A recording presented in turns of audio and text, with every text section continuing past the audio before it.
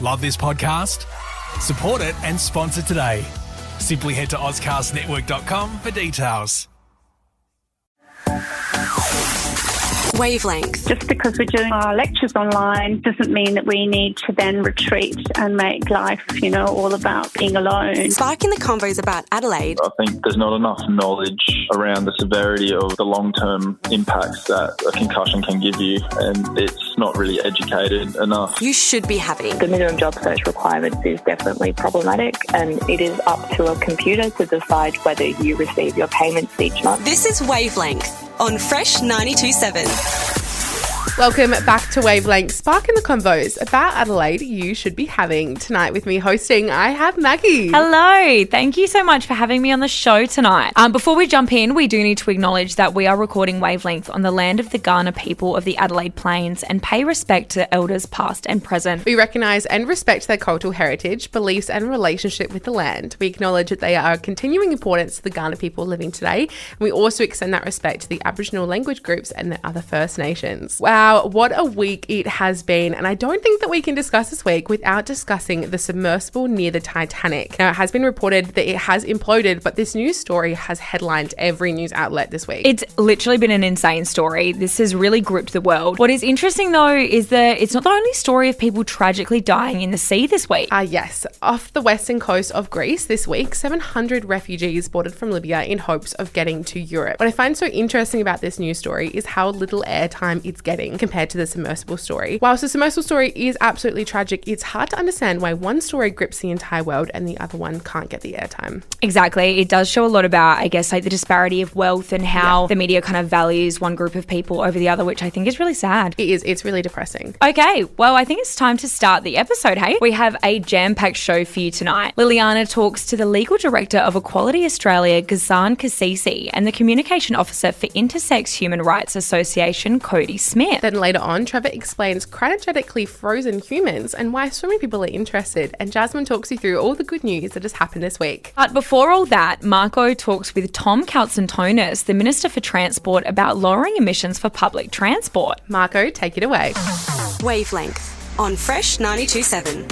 Thanks, girls. Welcome, Minister on Wavelength. Now, South Australia is becoming a leader state in renewable energies. How important this new plan with Adelaide trains will be in order to reach the net zero emission by 2050?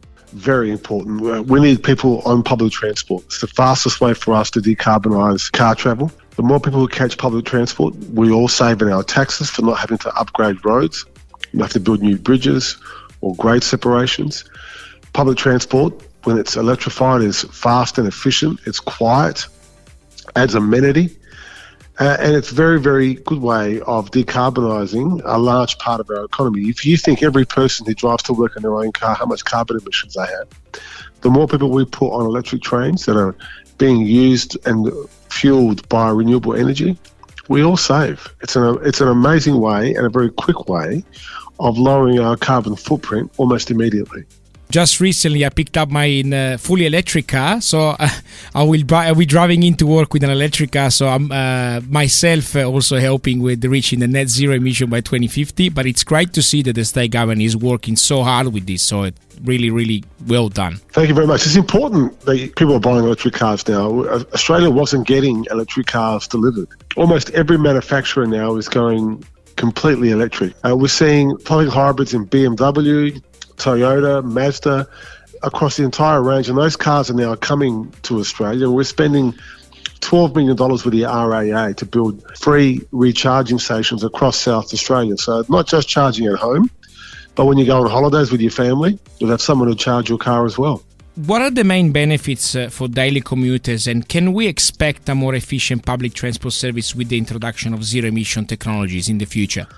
I think so, because if you make buses quieter, you make buses more efficient, and you make trains more efficient and quieter, and more people will catch them. The amenity on trains and trams and buses is very, very important. We have 2 rail lines that are still diesel in South Australia, and the other 2 rail lines are electric. The patronage, number of people getting on the electric trains is a lot higher because it's quieter, more efficient, and it's faster. On the diesel trains, they get a lot hotter, they're a lot noisier, not as many people will catch them. So what we see is we save a lot of transport infrastructure when people catch these. So if we do decarbonise, I suspect you'll see a lot less traffic on our roads, a lot more people on trains and trams and buses, especially if they're electric. Thank you so much, Minister, for your time. Thank you very much. Back to you, girls. Ciao for now.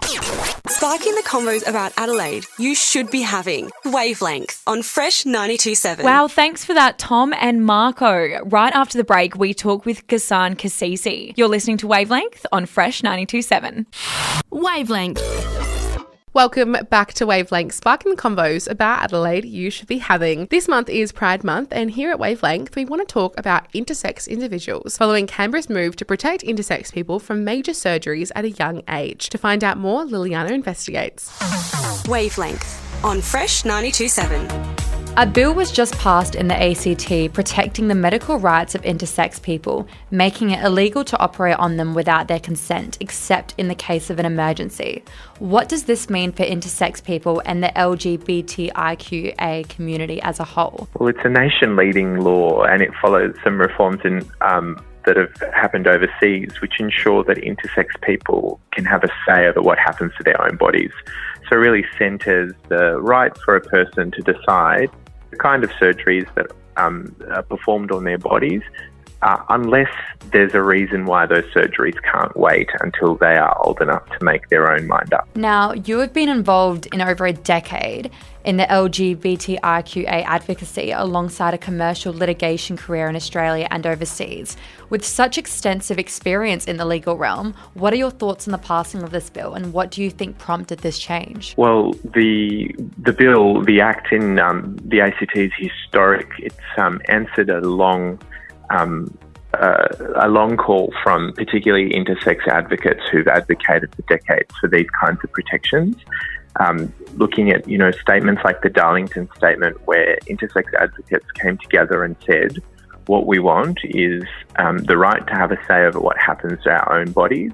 They've pointed out the problems with the existing system where procedures were performed on intersex bodies, sometimes for cosmetic reasons, to normalise people to binary views of male and female bodies. And what the ACT has done is set up a panel which will look at the reasons for surgeries and treatments and decide whether or not they need to be performed now or whether they can wait until the person makes their own mind. And so this is a nation-first law.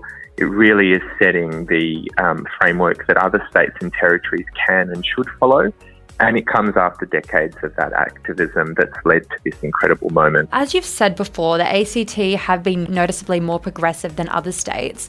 When do you believe the rest of Australia will show such growth in regards to the rights of intersex people, and how do you believe they can do so? Well, the good news is Victoria's committed to reform in this area as well. So they've just started their own consultation process, and in fact, Quality Australia was brought on in 2021 to look at what proposal for law reform we would recommend, and actually that law reform proposal has been taken up by the ACT. So we hope that states and territories will learn from each other. Now that the ACT is done, now that Victoria has also committed to reform and is looking at passing its own laws or its own processes, we hope that every other state and territory will follow. And we will continue to push them until they do. And people can also call on their own states and territories to follow the lead of the ACT and ensure that we have consistent laws across Australia that protect intersex people from interventions performed on their bodies that aren't necessary before they are able to consent. So what do you think is next or should be next for the LGBTIQA community? Broadly speaking, there's still a lot of law reform to be done to ensure that people are treated equally under the law. We still have exceptions in various states and territories that allow religious schools and religious organisations to discriminate. But we've also made incredible progress. Only last week, Queensland moved to remove the surgery requirement, for example, before people are able to update their gender markers. So we're seeing incredible changes across the law to bring all the Australian states and territories and nationally into line with human rights standards. But there are still gaps, unfortunately. And one of the areas where we still have the longest to go is for the protection of people who are intersex from these surgeries. Sparking the convos about Adelaide you should be having. Wavelength on Fresh 92.7. Thanks for that, Liliana. Wavelength. Welcome back to Wavelength. Just before the break, we were talking about Pride Month and intersex individuals. To understand more, Liliana speaks with Cody Smith. Wavelength on Fresh 92.7. Cody, as someone who was born with an intersex variation and has been working towards this legislation for the past 8 years, what does the passing of this bill mean for you? I feel like I can heal from trauma on a personal level, but also just knowing that I've been able to play a part in improving the lives of intersex people drastically. It's been an incredible experience. And has your work as the Training and Communications Officer at Intersex Human Rights Australia for the past 8 years aided in the progression of this bill? I've put on many hats. Fundamentally, I come from a place where I was born with an intersex variation. I underwent medicalisation as a child, and I wasn't actually told I was intersex until I was 17. So fundamentally, I've just tried to step up to be a person in the community who can help others. So I've done peer support work, I've done direct advocacy, and I would say that we've been working towards this bill for a very long time. There's been a lot of consultation processes that I've been involved with, and a lot of my co-workers have been involved with as well. So at the moment, my hat is training and communications, but that's just the hat that I wear today. That's the best thing I can do for my community at the moment. Cody, as you mentioned before, you were among those in the intersex community that faced unconsented medical intervention in the ACT.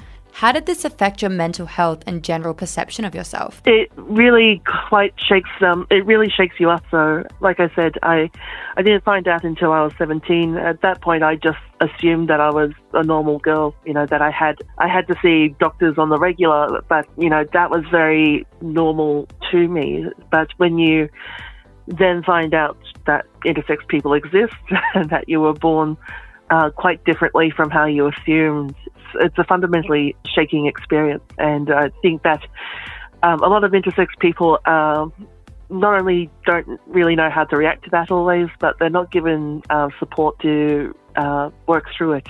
I was told I was 1 in a million, I'd never meet anyone else like me, but meeting other intersex people is we may have different bodies, but we have very similar experiences.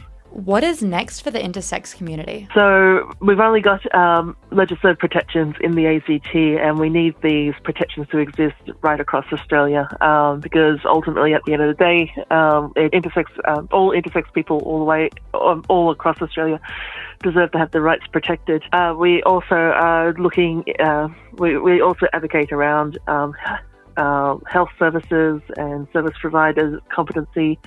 We're interested in anti-discrimination laws that are consistent across the country, and birth, death and marriage reforms in terms of birth certificate reforms right across the country. There's many issues that we're sort of trying to represent, and you can find out more about them from the Darlington Statement, which is a consensus document published 5 years ago. Cody, is there anything else you would like to add before we conclude today? To anyone who's listening to this who was born with a different body, you're not alone. There are people who have gone through what you're going through, and there's no shame in reaching out and finding support. So whether you contact us at Intersex Human Rights Australia or Intersex Peer Support Australia, there's a community of people who are here to help. Sparking the convos about Adelaide you should be having. Wavelength on Fresh 92.7. Thanks so much for that, Cody and Liliana. Right after the break, we explain cryogenically frozen humans. Don't even think about going anywhere. You're listening to Wavelength on Fresh 92.7. Wavelength.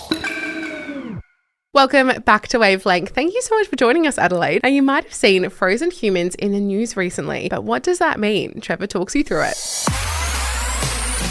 Wavelength explains on Fresh 92.7. How far are you willing to go to see another generation? That is the question Australians are asking themselves, with talk of a new experiment following the ideas of freezing humans and preserving their bodies to hopefully be brought back into the future. Currently, 50 Australians have put their hand up for this experiment that is planning to be held in New South Wales in the town named Holbrook. The experiment is for the human body to be cryogenetically frozen and preserved for the future in hope that newfound technology could bring you back to life in a brand new generation and environment. The New South Wales facility is the first in the Southern Hemisphere to be built and undergo members and followers of the experiment who are willing to proceed with the experiment. These humans hope that in the future they will be introduced to advanced technology in decades to a century to come to hopefully be thawed out and enhanced back into society. Each member and creator of the facility in Holbrook each contributed $50,000 Australian dollars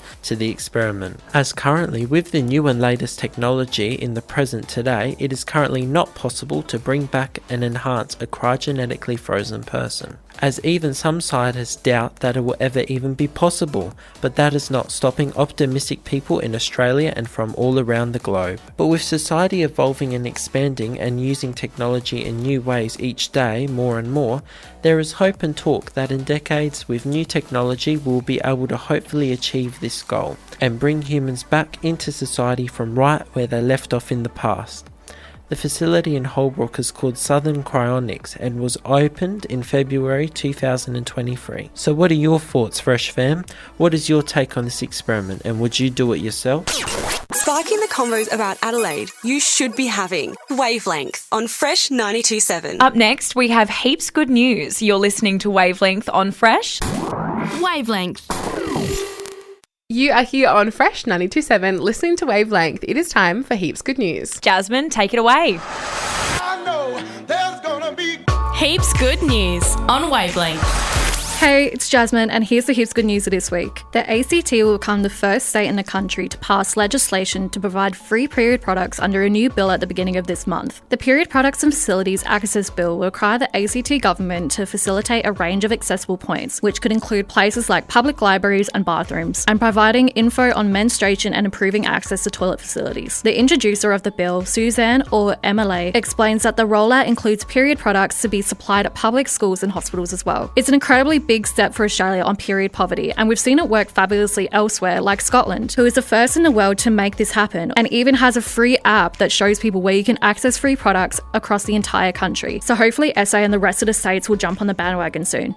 But our next story isn't too far from our homes or our hearts as we celebrate SA superstar Hans, who is the 2023 recipient of the Adelaide Cabaret Festival Icon Award at the Variety Gala. The Icon Award celebrates and acknowledges pioneers and prominent figures that have had a significant impact on the Aussie cabaret industry. And as the Adelaide Cabaret Festival's exec producer stated, Hans encompasses everything that makes a cabaret artist glitter: wit, charm, musicality, talent, tenacity, and a special ability to make audiences belly laugh. So a massive congratulations to Hans, the international superstar. And it wouldn't be heaps good without talking about what is happening this month. June, of course, is a month of Pride. 30 days of recognising and celebrating our lesbian, gay, bi, trans and queer communities across the world. It's a time for reflection on the progress in the fight against discrimination, violence and their rights as human beings. Millions around the world have begun Pride in their own ways, and it's not just for the LGBTQ+ community, but also for us allies to advocate and support for equal rights, challenge stereotypes and foster a more inclusive society for everyone. This Pride Month, we honour the past, celebrate the present and continue to fight for a future of love and diversity. So happy Pride, have fun and be safe, everyone. Sparking the convos about Adelaide you should be having. Wavelength on Fresh 92.7. Thanks for that, Jasmine. And that brings us to the end of the show tonight. Thank you so much for listening. Make sure you subscribe to the Wavelength podcast on Apple Podcasts, Spotify, or anywhere you get your podcasts. You can listen back to our old episodes right now, and tonight's episode will be up soon. That is officially it from us tonight. Wavelength. Love this podcast? Support it and sponsor today. Simply head to AuscastNetwork.com for details.